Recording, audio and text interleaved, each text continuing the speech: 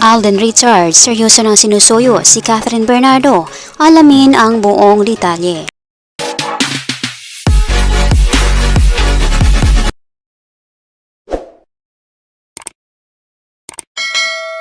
Magandang araw mga kaibigan, welcome back to our YouTube channel, Be Truth.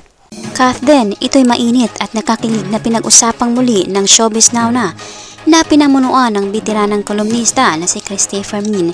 Kasama na rin dito sina Romel Chica at Wendell Alvarez. Napadami ng padami na di umano ang mga grupo ng Kath din fans.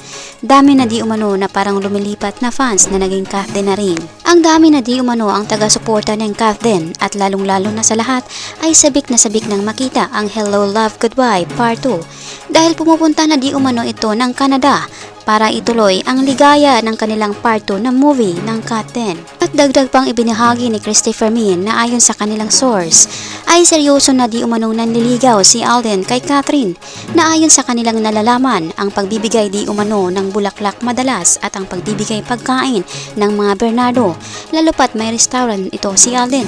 Na ayon kay Romel Chica, ito na ang isang sinyalis ng panliligaw ng isang lalaki. Excited at kilig di umano ang level stage of ligawan na ito dahil ito na ang getting to know each other ng dalawa. Sa lahat di umano na ginagawa ni Alden kay Catherine, kahit hindi man ito sabihin, mahalata di umano sa gawain. Kaya sa balitang ito, marami na rin di umano excited mapanood ang Hello Love Goodbye Part 2. Samantala, ayon kay OG Diaz, binabash di umano si David Licauco ngayon. Nangyari di umano ito sa isang interview kung saan sinabi niyang dream niyang makatrabaho si Catherine. Kaya pinaparatangan ito ng mga bashers na kumuni kay Catherine. Subalit para di umano linawin ang issue, nagkaroon di umano ng chance na ma-interview si David Licauco ni OG Diaz sa GLU Premiere. Kaya itinanong niya kung totoo nga ba ang paratang ng mga ibinintang sa kanya ng mga bashers. Na ayon kay David, hindi pa man di umano siya isang artista ay nanonood na siya ni Catherine at Katniel at dream na rin niya itong makatrabaho. Sino ba di umanong hindi mangarap makasama sa trabaho ang isang Catherine Bernardo?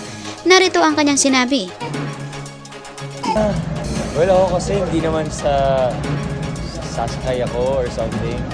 I think just being true to myself na siguro like I was looking up to her before. Nung bata ako, siya pinapanood ko. So actually yung sa interview na I had, talagang sinabi ko lang kung ano yung dream ko, diba? Doesn't mean naman na it will happen, doesn't mean na it might happen. I'm just saying kung ano yung dream ko talaga. At least consistent ka mula noon hanggang ngayon. Oo, kasi pinapanood ko silang dalawa dati ni Daniel Padilla eh. Alala ko nung 2014 pa lang, kasama ko yung girlfriend ko that time. Nanonood kami sa sine, lahat ng mga pelikula niya. So, syempre ngayon, interviewin ka, sabihin mo lang naman yung totoo, diba? Kaibigan, anong masasabi mo dito? Ano man ang iyong opinion o komento, welcome kayo dito. Maraming salamat po.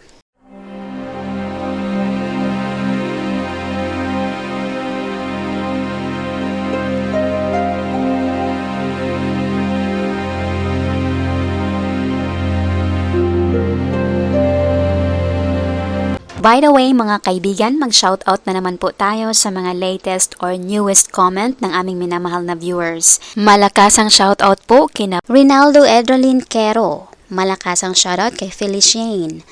Malakasang shoutout kay Melvin King. Malakasang shoutout kay Tita Cruz. Malakasang shoutout kay Evelyn Capanas. Malakasang shoutout kay Corazon Saginsin. Malakasang shoutout kay Norma San Benaventura. Malakasang shoutout kay Darlene June Casas. Malakasang shoutout kay Lubeth Indaya. Malakasang shoutout kay 0421 Bayway. Malakasang shoutout kay Edna Legion. At malakasang shoutout kay Joy Lopez.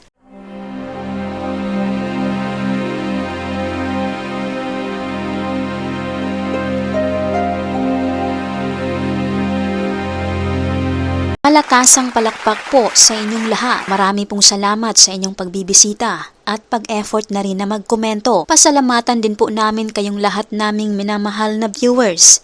Nag-comment man po kayo o hindi, na-appreciate po namin ang inyong pagbibisita.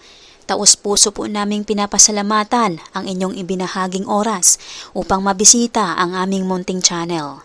Saan man po kayo naroroon, mag-ingat po kayo lagi. Malakasang palakpak po sa inyong lahat. God bless us po at maraming salamat.